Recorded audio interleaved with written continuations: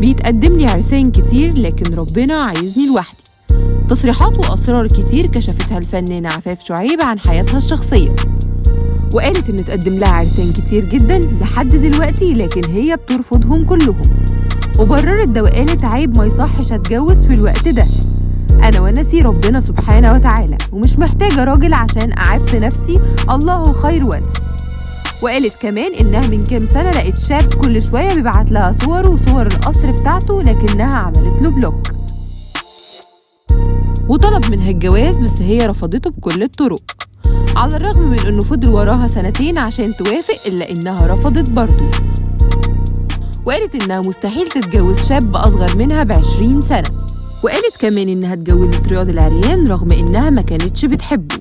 وإن حسين كمال ضغط عليها عشان تتجوزه لما كانت بتصور معاه فيلم أفواه وأرانب،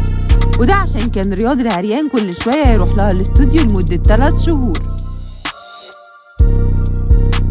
وقتها حسين كمال قال لها الراجل ده متيم بيكي،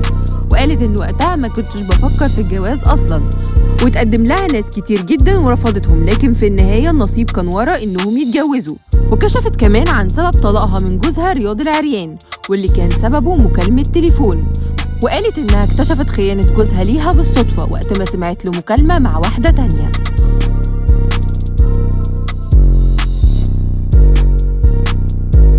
وكشفت عن سبب إجهاضها 3 مرات، وإنها في المرة الأولى فعلا أجهضت بإرادتها، لكن في المرتين التانيين فقدت حملها غصب عنها. وقالت ربنا عايزني أبقى لوحدي أبقى لي هو، وعدم إنجابي ده ممكن يكون عقاب من ربنا ليا. واتكلمت كمان عفاف شعيب عن مشوارها الفني ومصطلح السينما النظيفة،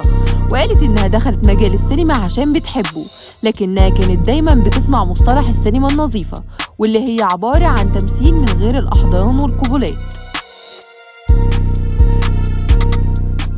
وقالت كمان إنها متشددة بحجابها وما بتقتنعش بفكرة الشعر المستعار، وإنها مستحيل تتخلى عن حجابها عشان دور أو مشهد يتعرض عليها، ومش ممكن أخلع الحجاب عشان دور، ومش مقتنعة بالباروكة، ده غير إنه اتعرض عليها أدوار كتير مش مناسباها، وكمان مش بتنزعج من مشاهد قديمة اللي ظهرت فيها من غير حجاب، وما ينفعش تلغيها من حياتها لأنها تعتبر سنين عمرها وتاريخها، وده شيء مشرف ما فيهوش غلطة.